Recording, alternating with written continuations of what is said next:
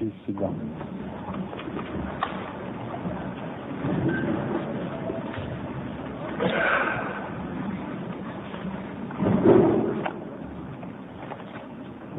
Monsieur le Président, au nom du Sénat de Belgique et au nom du Parlement fédéral, ainsi qu'en mon nom personnel, je voudrais vous dire combien je suis heureux de pouvoir vous accueillir dans l'enceinte du Palais de la Nation. En décembre 2000, j'ai eu le privilège de représenter la Belgique à la cérémonie officielle marquant votre investiture à la présidence des États-Unis du Mexique. J'ai eu l'occasion, à cette époque, de mesurer l'enthousiasme et les espoirs qu'ont suscité votre élection après 70 ans de pouvoir hégémonique du Parti révolutionnaire institutionnel. Depuis, votre action, votre travail ont stabilisé l'économie mexicaine qui se situe aujourd'hui à la 9e place à l'échelle mondiale. Votre vigilance et votre engagement en matière de droits de l'homme, l'adoption d'une législation originale relative aux peuples indigènes a permis d'amorcer le dialogue et la pacification au Chiapas. Je me réjouis de constater qu'aujourd'hui, en ces temps troublés, le Mexique s'affirme non seulement comme un acteur de premier plan, mais aussi comme un facteur de stabilité et de développement sur le continent américain. Monsieur le Président, nos deux pays entretiennent de longue date des relations d'amitié et de coopération fondées sur un respect mutuel et des valeurs communes. L'histoire unit nos deux peuples depuis plus de 2 siècles. On se souviendra que l'impératrice Charlotte, épouse de l'empereur Maximilien du Mexique, était la fille du premier roi des Belges, le roi Léopold Ier. Au cours des 50 dernières années, la Belgique et ses entités fédérées ont conclu avec le Mexique près de 10 accords bilatéraux importants, notamment en matière de promotion et de protection des investissements, et aussi en matière culturelle.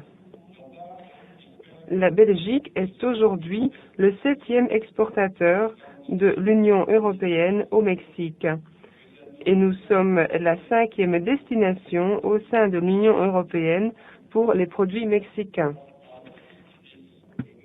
Ce tableau est certes encourageant, mais il peut encore être amélioré. Je formule l'espoir que votre visite en Belgique sera l'occasion d'un resserrement de notre dialogue politique et d'un développement de nos relations économiques, commerciales et culturelles.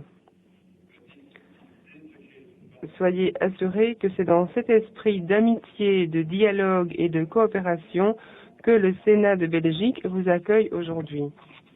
Président, votre passage à Bruxelles s'inscrit aussi dans le cadre plus large des relations que le Mexique entretient avec l'Union européenne. Le Mexique est le premier pays d'Amérique latine avec lequel l'Union européenne a établi un partenariat privilégié fondé sur des intérêts et des valeurs communes, partenariat concrétisé par l'accord de coopération économique et politique de décembre 1997. Entré en vigueur le 1er octobre 2000, cet accord se caractérise surtout par la combinaison d'un dialogue politique régulier de haut niveau et d'un dialogue avec les représentants de la société civile et avec les opérateurs économiques. Cet accord a permis un déploiement de nos relations et l'Union européenne s'affirme comme le second partenaire commercial du Mexique, après les États-Unis. Les échanges commerciaux entre l'Union et le Mexique sont appelés à connaître de nouveaux développements à la faveur de la libéralisation progressive du commerce des biens et des services prévue pour 2003 pour l'Union européenne et pour 2007 pour le Mexique. Déjà, entre juillet 2000 et juin 2001, Les exportations de l'Union européenne vers le Mexique ont augmenté de 30% et les exportations du Mexique vers l'Union européenne de 39% en un an. Mais un dialogue politique constructif est tout aussi fondamental. Hier s'est tenu le Conseil conjoint prévu par l'accord de 97 et les 17 et 18 mai prochains, vous participerez, Monsieur le Président, au sommet de Madrid entre l'Union européenne et tous les chefs d'État et de gouvernement des pays d'Amérique latine et des Caraïbes. Je formule l'espoir que ce sommet permette de renforcer nos liens et de dégager de nouvelles voies de coopération pour l'avenir. Ensemble, nous sommes en effet confrontés aux mêmes problèmes suscités par une recomposition géopolitique majeure, et je me limiterai à en citer deux que l'actualité nous impose. Une plus juste répartition des fruits de la globalisation et des richesses entre le nord et le sud de la planète, d'une part, et l'ampleur révélée le 11 septembre dernier de la menace hyper-terroriste susceptible de frapper nos démocraties, d'autre part. Nul ne niera les effets potentiellement positifs de la mondialisation, car le phénomène ne saurait être réduit, comme c'est trop souvent le cas, à sa seule dimension économique. La mondialisation est aussi sociale et culturelle. En permettant une plus grande circulation des hommes et des idées, elle assure un enrichissement des cultures au profit de tous. Mais nos citoyens demandent aussi que cette mondialisation soit accompagnée et encadrée. De longue date, la Belgique est convaincue à cet égard qu'une Union européenne forte est indispensable pour influencer positivement les relations économiques mondiales et contribuer ainsi au bien-être du plus grand nombre. En concluant l'accord sur l'association nord-américaine de libre-échange, l'ALENA, avec les États-Unis et le Canada en 1994, le Mexique, lui aussi, a opté, et nous nous en réjouissons, pour la voie de la coopération régionale. Mais en choisissant de développer parallèlement ses relations avec l'Union européenne, le Mexique a lancé un geste positif et fort quant à sa volonté de diversifier ses échanges, tant politiques qu'économiques. Les dramatiques événements du 11 septembre nous ont démontré que personne, même les plus puissants, n'est à l'abri de la menace terroriste aveugle et que l'ensemble des moyens d'action doit être mis en œuvre. La lutte antiterroriste nécessite un dialogue politique au plus haut niveau, suivi d'effets concrets sur le terrain, entre toutes nos démocraties et sur les 5 continents.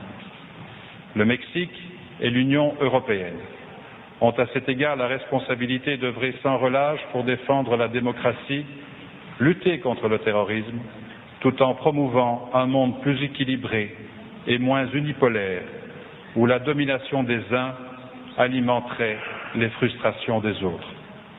Ce n'est qu'ensemble, en conjurant nos efforts, que nous parviendrons à maîtriser ces dangers pour offrir à nos concitoyens du monde un monde plus juste et plus sûr. Señor Presidente. Monsieur le Président, je ne doute pas que l'adhésion du Mexique au traité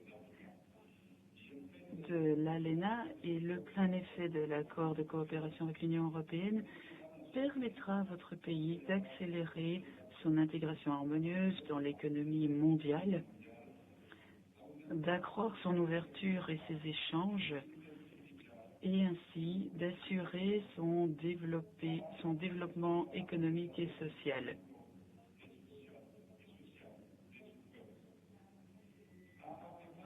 Vous avez récemment affirmé dans la presse belge que votre voyage en Europe visait à donner un nouvel élan à votre partenariat avec l'Union européenne. Dans cette perspective, soyez assuré, Monsieur le Président, que le Mexique trouvera en la Belgique un ami sincère et un partenaire loyal. Je voudrais maintenant vous inviter à rejoindre la tribune et c'est avec plaisir que je vous cède la parole.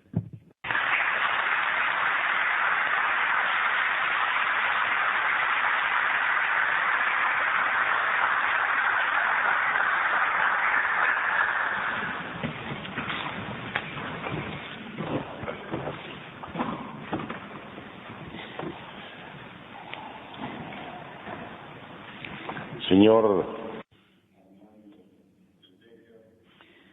Monsieur de Decker, président du Sénat, Mesdames et Messieurs les sénateurs, chers amis, au nom du peuple mexicain et du gouvernement mexicain, je vous remercie de l'honneur que vous me faites en m'invitant ici à prendre la parole parmi vous. Je souhaite saisir cette opportunité pour vous parler des priorités du Mexique sur la scène internationale et vous parler des liens entre le Mexique et l'Union européenne et plus particulièrement avec le Royaume de Belgique. De même que le Mexique, la Belgique est un pays ancien, pluriculturel et fier de l'être et plein de vitalité. Nos deux pays ont été à l'origine et au carrefour des civilisations. Nos deux pays sont un point de rencontre entre les différentes cultures et nos deux pays cherchent à promouvoir les associations stratégiques à l'avantage de nos peuples respectifs. Ceci s'est traduit par des pays pluriels, complexes et riches, des nations qui, avec la même patience, le même talent et l'émotion nécessaires à fabriquer pendant des siècles les tapisseries si célèbres en Belgique, de la même façon, nous avons su tisser et construire des systèmes fédéraux qui contribuent à rendre possible l'unité dans la diversité. Dans nos deux pays, notre histoire nous a menés à développer une politique extérieure active, de principe, où la lutte pour la paix et la coopération internationale, de même que la construction de l'Europe, dans votre cas, et la construction de l'Amérique du Nord, dans notre cas, occupent un rôle primordial.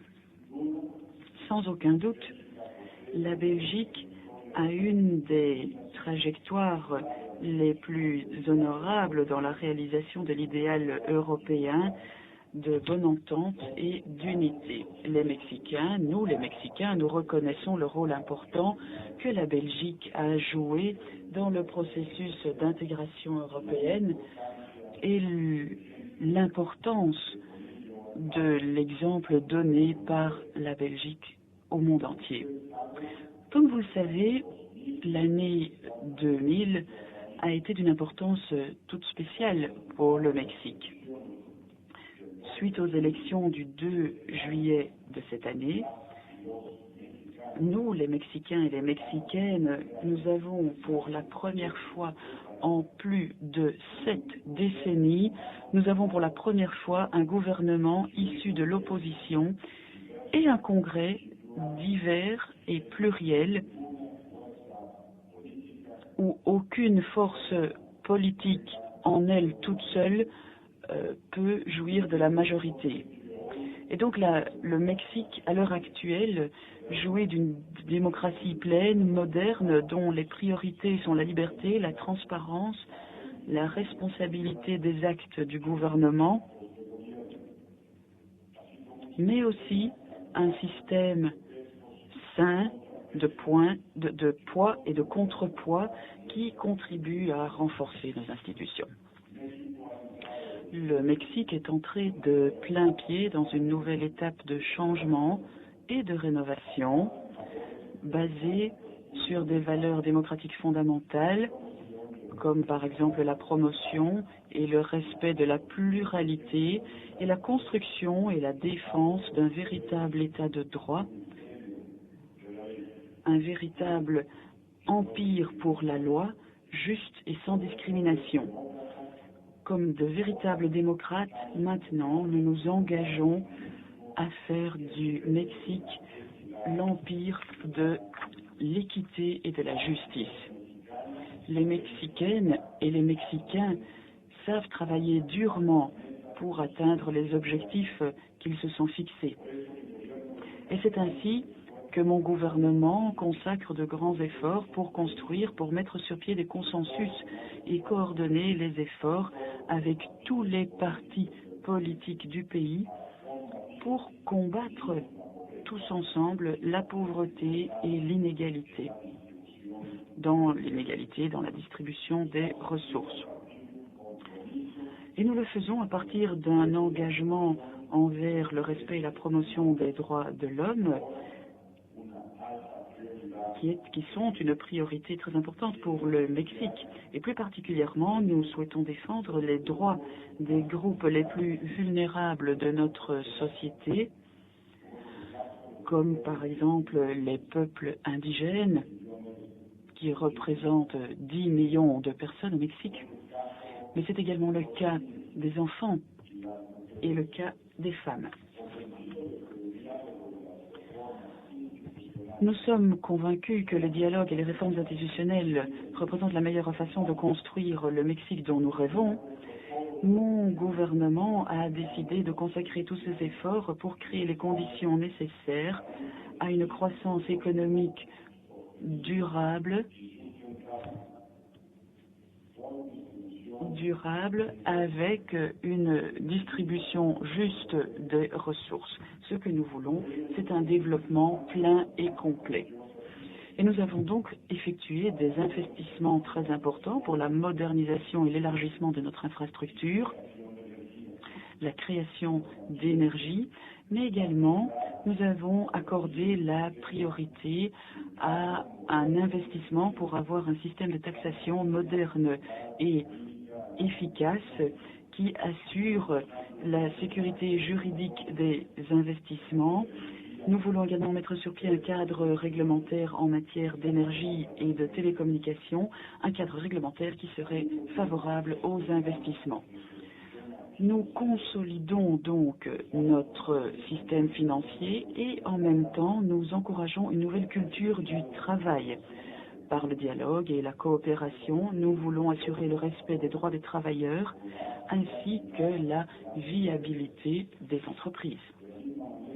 De la même façon, les Mexicaines et les Mexicains recherchent de nouveaux chemins, de nouvelles façons d'entretenir des relations avec le monde extérieur.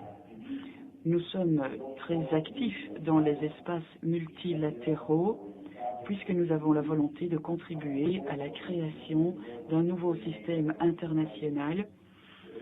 Nous voulons participer aux décisions qui sont prises dans le monde.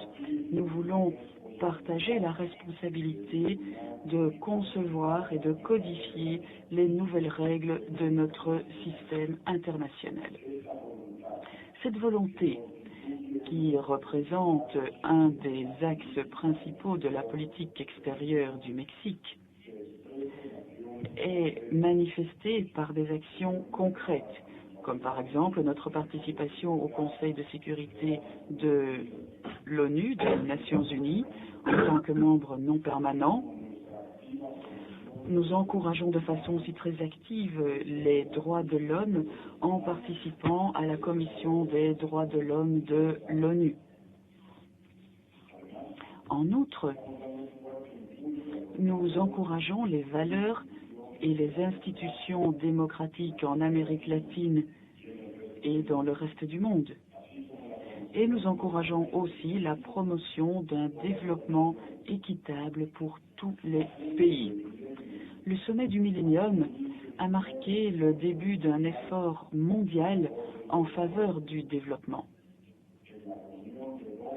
La réunion de Doha a marqué le début d'une participation plus équitable des pays en voie de développement au commerce mondial.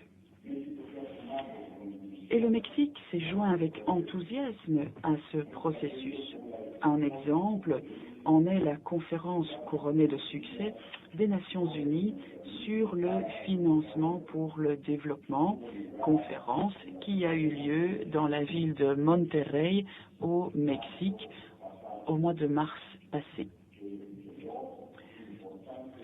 Cette conférence a obtenu des résultats très importants et des engagements de la part des pays développés pour assurer et aider le développement, le financement au développement.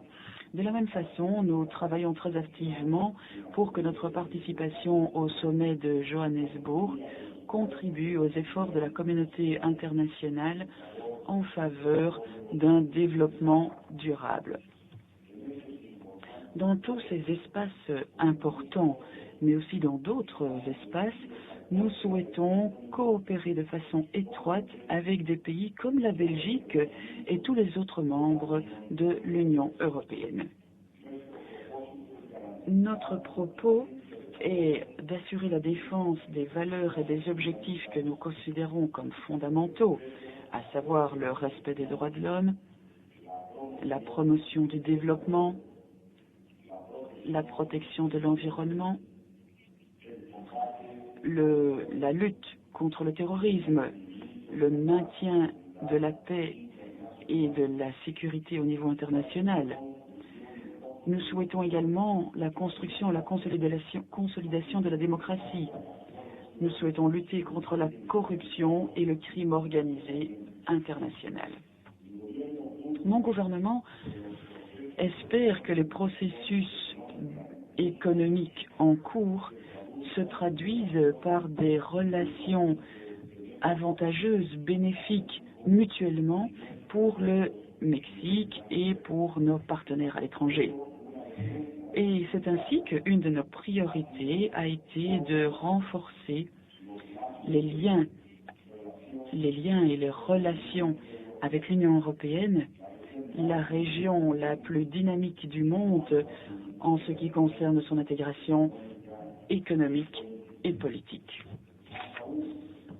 En outre, la négociation et l'entrée en vigueur de l'accord mondial Mexique-Union européenne, qui est en fait un des traités les plus complets que l'Union européenne ait signé avec un pays tiers.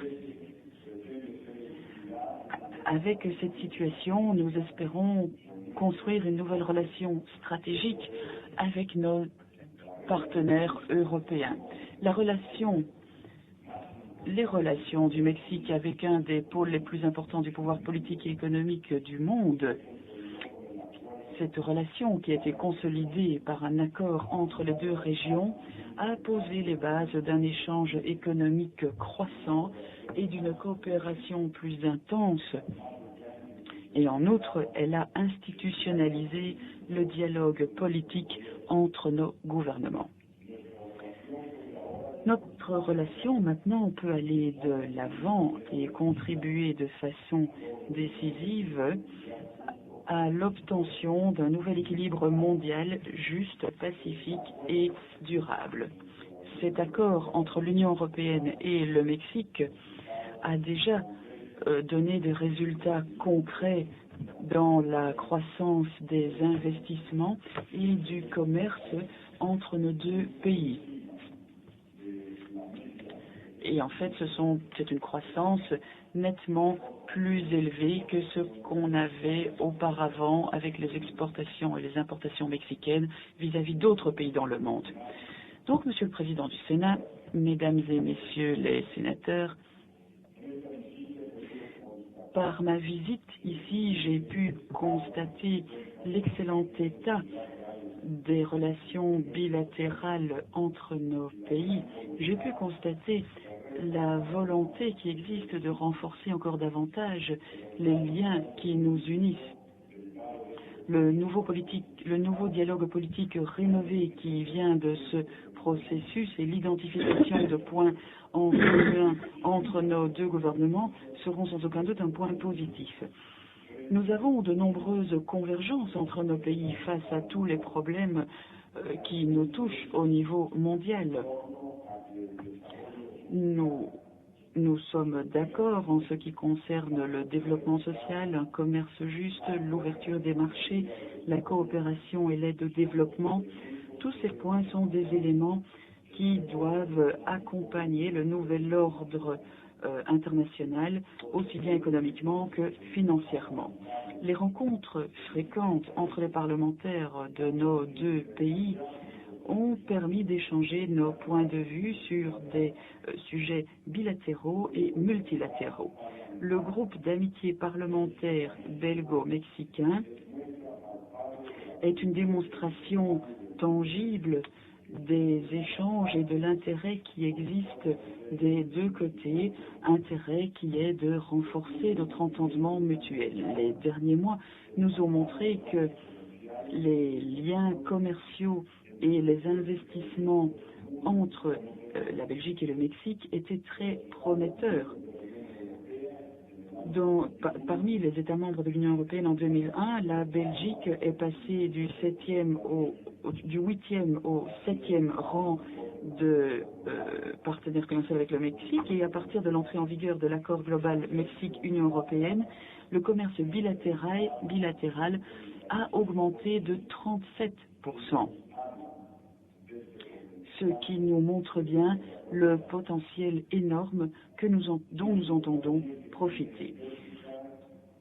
Le Mexique sait très bien qu'il peut considérer la Belgique comme une amie. Il n'est pas nécessaire de vous dire que le Mexique que nous sommes en train de construire, un pays ouvert vers le monde, démocratique, et décidé à participer avec énergie à la création d'un environnement international plus prospère et plus juste, le Mexique est donc aussi un ami fidèle du peuple et du gouvernement belge.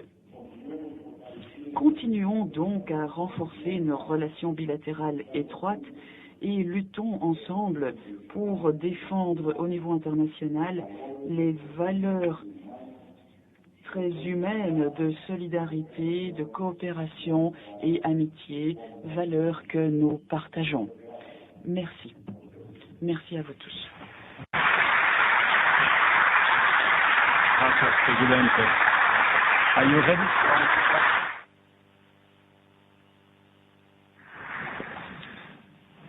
Bien, chers collègues, le président Fox, que je remercie pour son discours par lequel il a témoigné tellement clairement et brillamment de la volonté de son pays de contribuer au développement d'un contexte économique et politique mondial plus prospère et plus juste.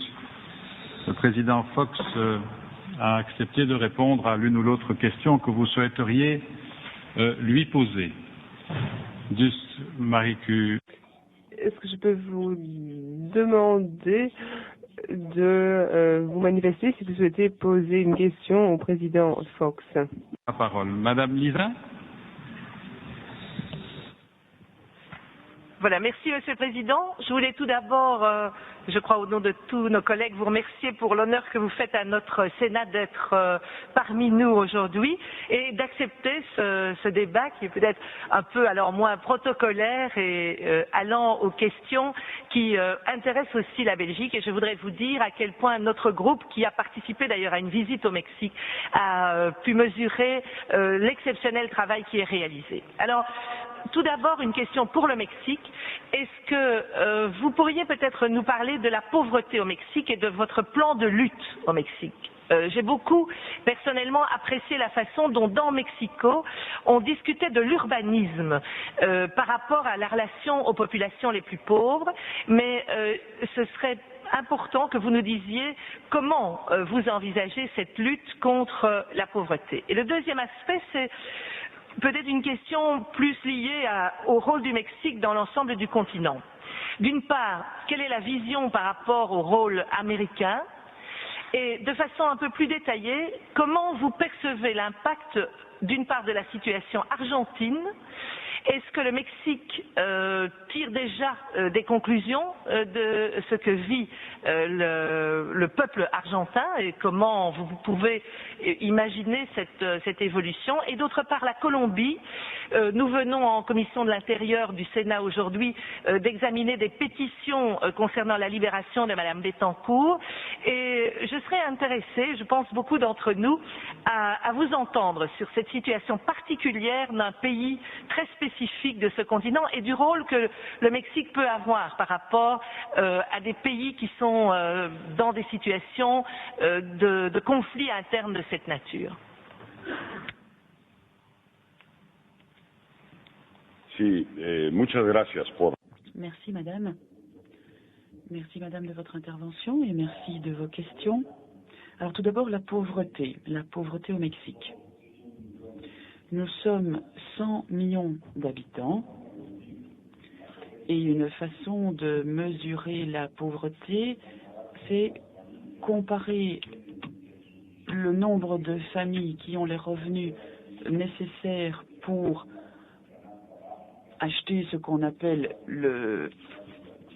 la base donc d'aliments, de vêtements et d'autres choses nécessaires à la vie quotidienne.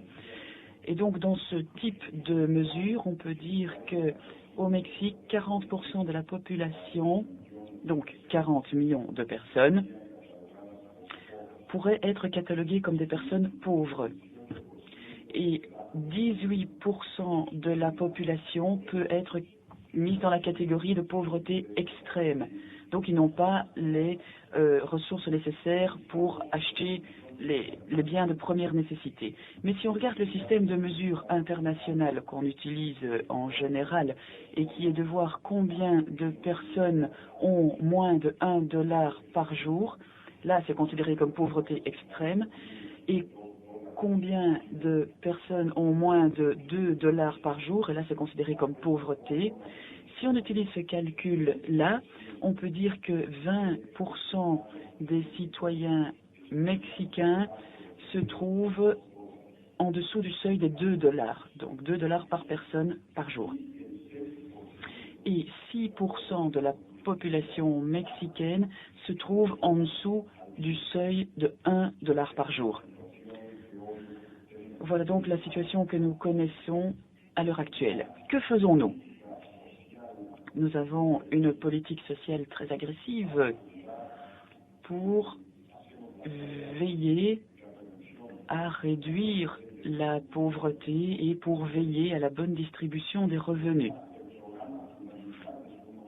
Nous avons un programme que nous appelons Opportunité et qui utilise la philosophie de la co-responsabilité. En fait, avant, on donnait des subsides, on faisait des donations, on faisait des dons aux pauvres.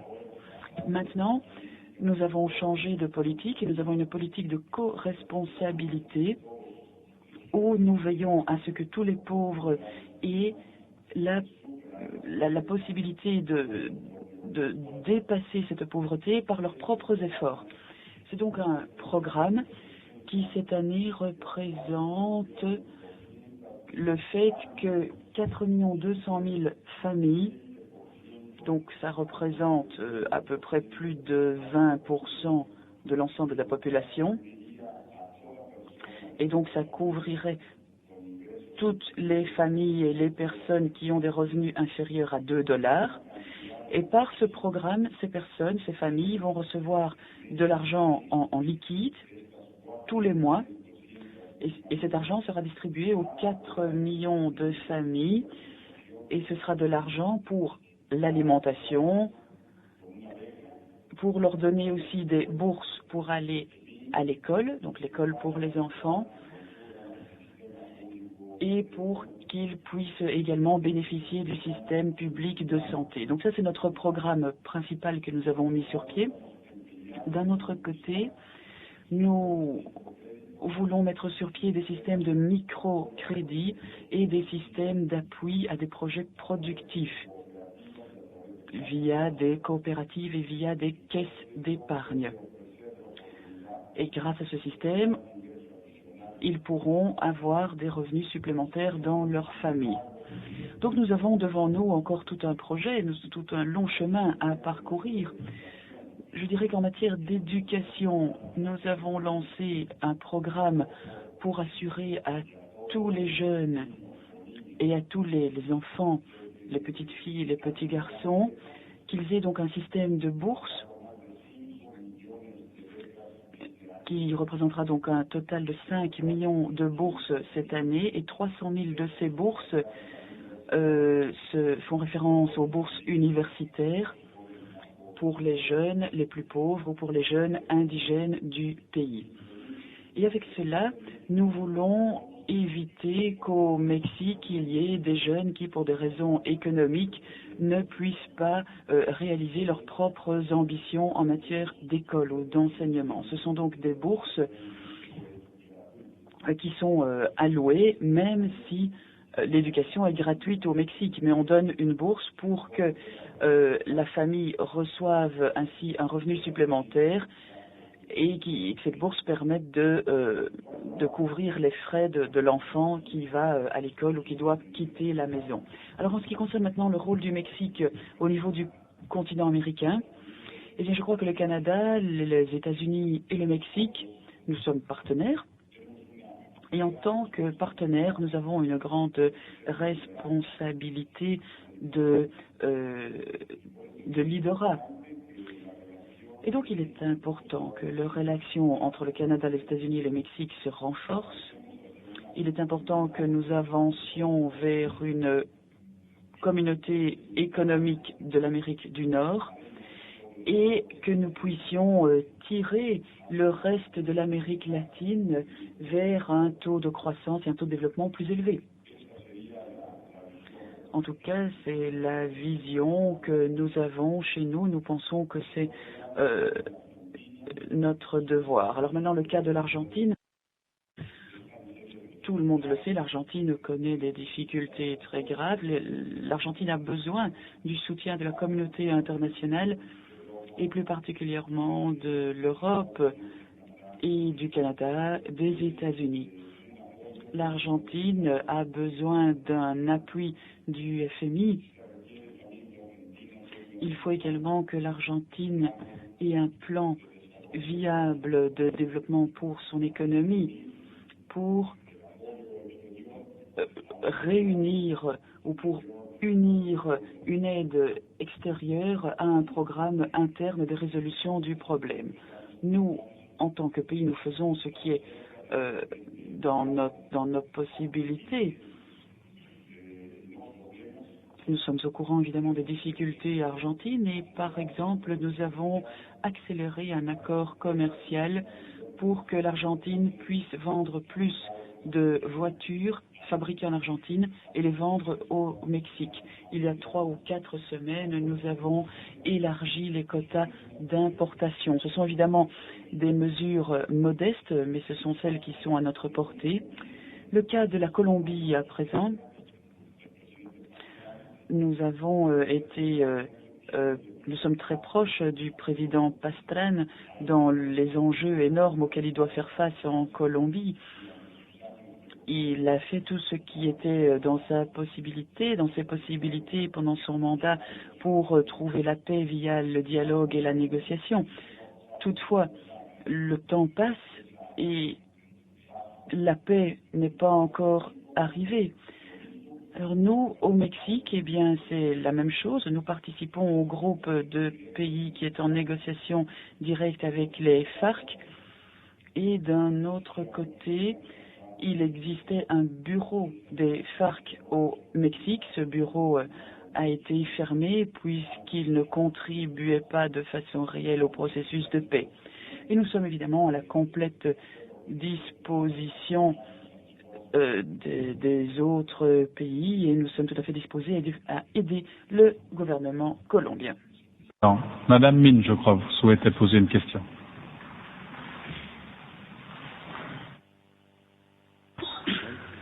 Comme vous venez de nous le dire, lors de la conférence de Monterrey, les organismes internationaux ont affirmé que les pays développés allaient investir dans les pays en développement, à condition que ces pays assurent un climat favorable, sans corruption, inflation et en tenant compte du respect des droits de l'homme.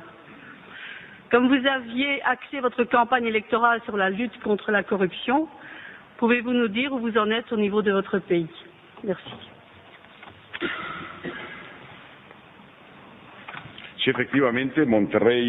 Oui, effectivement. Monterrey a donné jour à des engagements très spécifiques par exemple sur la contribution des pays développés au financement du développement dans les pays moins développés. Mais ça, c'est seulement une partie des accords. La partie centrale,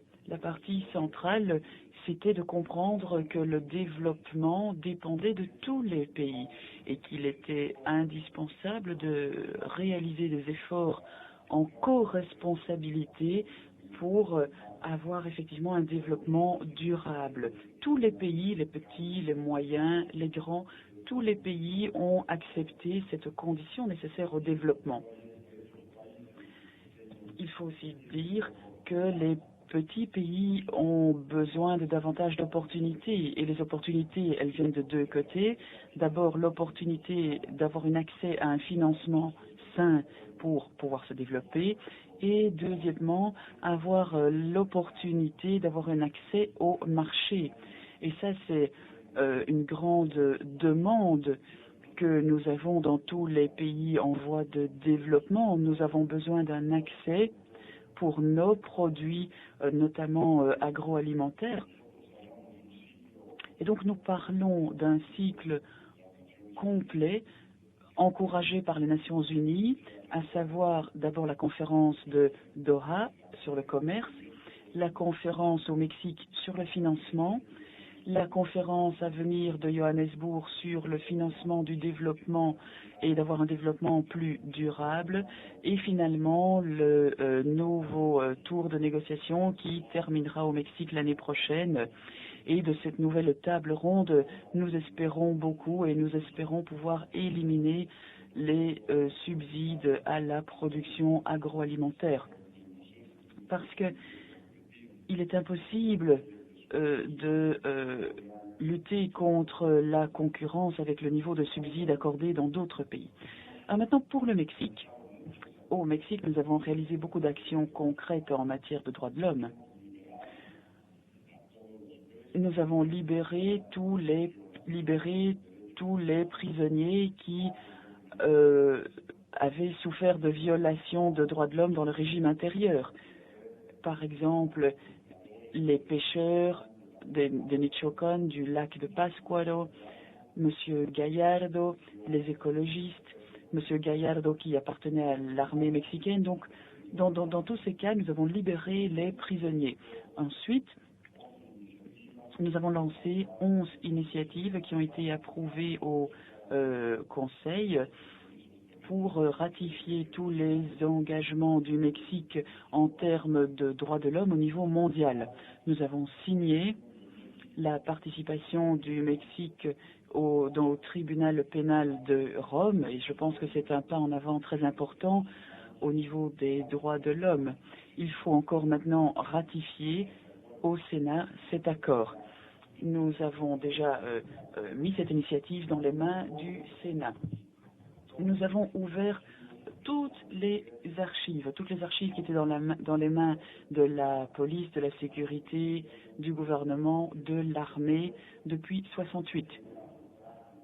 Depuis le cas tragique de l'assassinat d'étudiants en 68, donc nous avons rouvert toutes les archives des années 70, 80, 90, où il y a eu beaucoup de personnes qui ont disparu pour raisons politiques.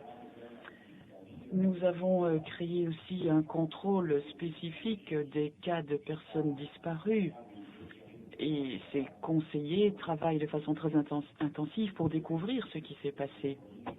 Donc nous nous sommes engagés au niveau des droits de l'homme de façon totale. Nous avons également approuvé la loi indigène des droits et de la culture indigène. C'est la loi la plus avancée, qui est la plus à l'avant-garde en matière de défense des indigènes que moi je connaisse au niveau mondial. Donc pour nous, c'est également un engagement formel au niveau des droits de l'homme.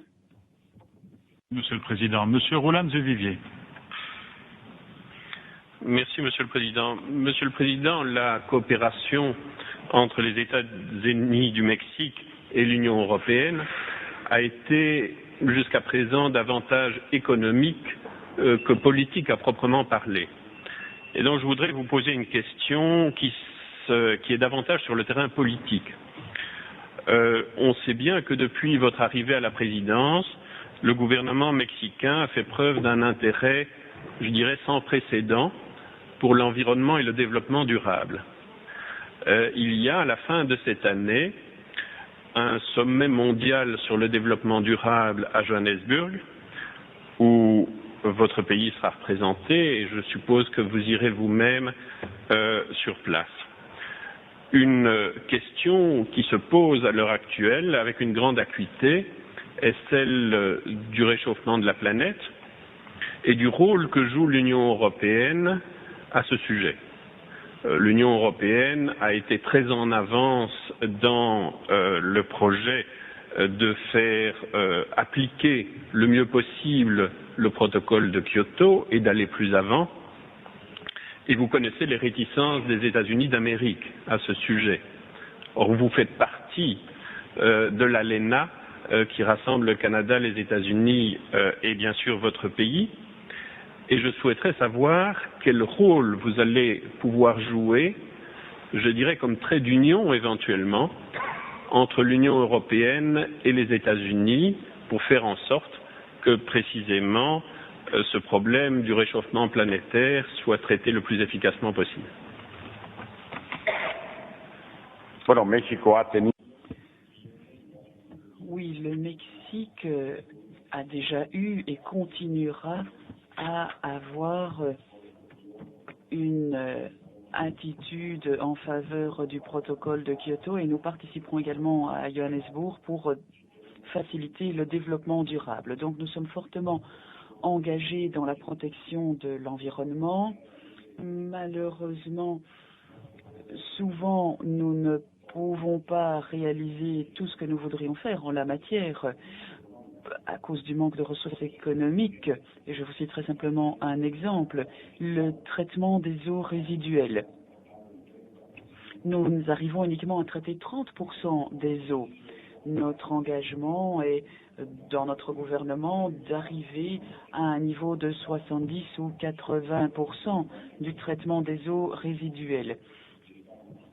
Et donc, nous recherchons les financements nécessaires et la façon de le faire.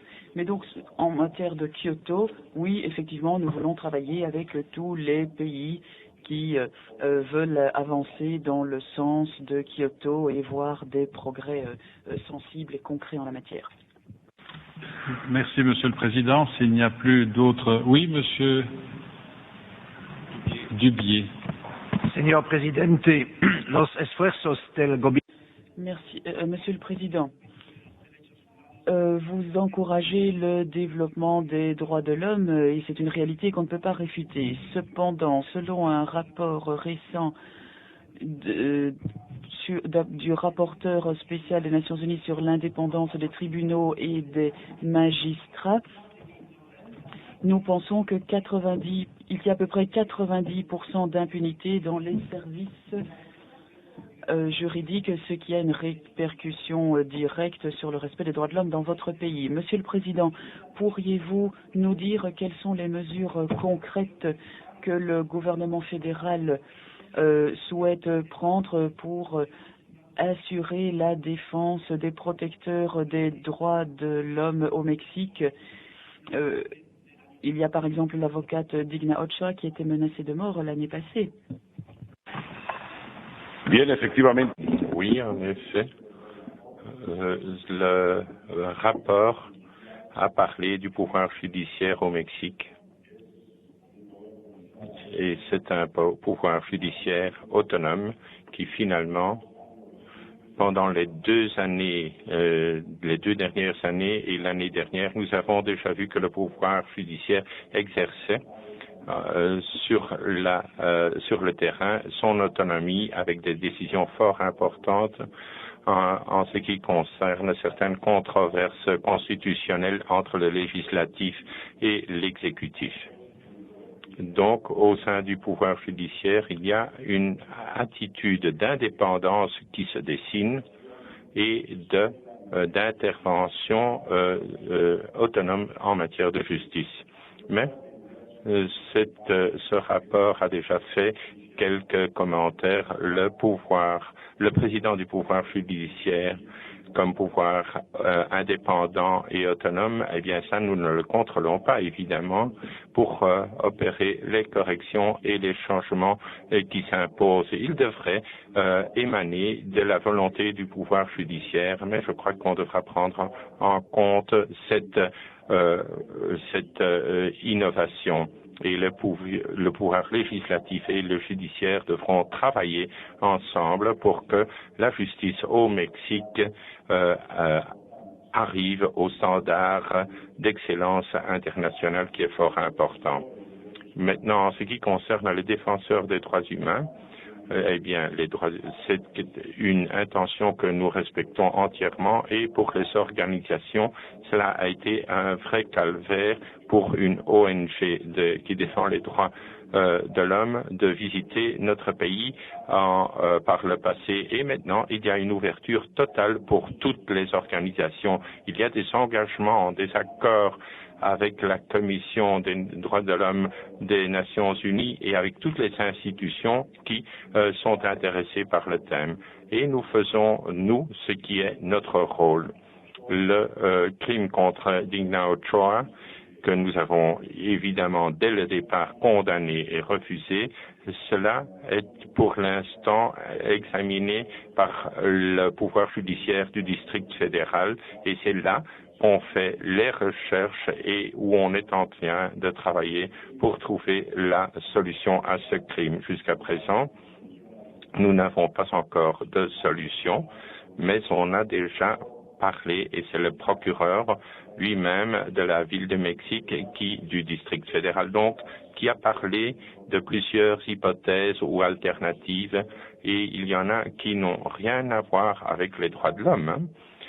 Néanmoins, il faudra quand même juger et voir quelle sera finalement la déclaration judiciaire. Pour nous, il s'agit tout simplement d'un crime local qui doit être jugé par les autorités locales, mais nous avons bien entendu offert tout l'appui et toute la collaboration qui serait entre nos mains, qui serait possible et nous avons mis cela à la disposition du procureur local. Je ne sais pas quand on arrivera à une solution, mais nous allons toujours veiller à ce que ce soit une solution qui respecte pleinement la justice. Meneer Van Aperen. Meneer de voorzitter, ik wil ook graag. Je voudrais aussi demander au président ce que l'on fait au Mexique et quelles sont les mesures que l'on prend dans le cadre de la santé publique pour lutter contre certaines maladies et y a-t-il suffisamment de médecins et d'hôpitaux pour que la population puisse faire appel à eux. Sí, el sistema de salud pública. Oui, le système de santé publique au Mexique offre une large couverture. Donc, en termes pratiques, cette couverture atteint tout le pays, tout le territoire. Nous travaillons à 3 niveaux. D'abord, les centres de santé, où c'est les soins primaires et les consultations. Et surtout, beaucoup d'éducation et de promotion d'attitudes nécessaires pour éviter les maladies. Le Mexique a une espérance de vie de 74 ans et demi. Donc ça, c'est un résultat très important, notamment des programmes de vaccination. L'année passée, nous avons effectué 40 millions de vaccins. Donc là, on couvre aussi 99,5% de la population. Toutefois, nous devons faire face à de nouveaux défis dans la santé, dans une population qui vieillit, mais aussi avant nous avions une population très jeune et maintenant nous avons une bonne quantité de personnes qui rentrent dans le 3e âge. Et ensuite, il y a les maladies modernes du développement, donc les cardiovasculaires, le sida, le diabète, donc beaucoup de maladies qui coûtent très cher et où nous avons besoin d'investissements et de soins hospitaliers du 3e niveau. Mais là, nous avons des manques. Et nous envisageons de mettre sur pied un plan d'ingénierie financière pour pouvoir construire cette attention médicale au 3e niveau et nous espérons trouver une bonne solution. C'est vrai que par rapport à d'autres pays, nous investissons peu au niveau de la santé. Nous devons encore augmenter notre PIB et la partie du PIB consacrée à la santé. Donc c'est vrai, nous avons encore beaucoup d'enjeux, beaucoup d'objectifs importants à atteindre en la matière, mais de toute façon, le système de santé mexicain est un des meilleurs et un de ceux qui couvrent le plus le territoire au niveau des pays en voie de développement. Vous pourrez constater par la franchise des multiples questions qui vous ont été adressées tout l'intérêt que le Parlement belge porte à votre pays et au développement de votre pays. Je voudrais à nouveau vous remercier pour votre discours, mais surtout pour votre action de renouveau démocratique, politique et social dans votre pays, de votre volonté de faire du Mexique un grand pays stabilisateur en Amérique latine et de votre volonté de multiplier et d'approfondir les relations politiques entre le Mexique et l'Union européenne. Merci, Monsieur le Président. Muchas gracias.